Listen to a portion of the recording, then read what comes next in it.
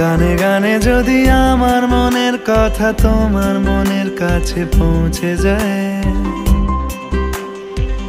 হতে পারে এই খোলা আকাশে আকাশে পাশাপাশি বসতে চায়।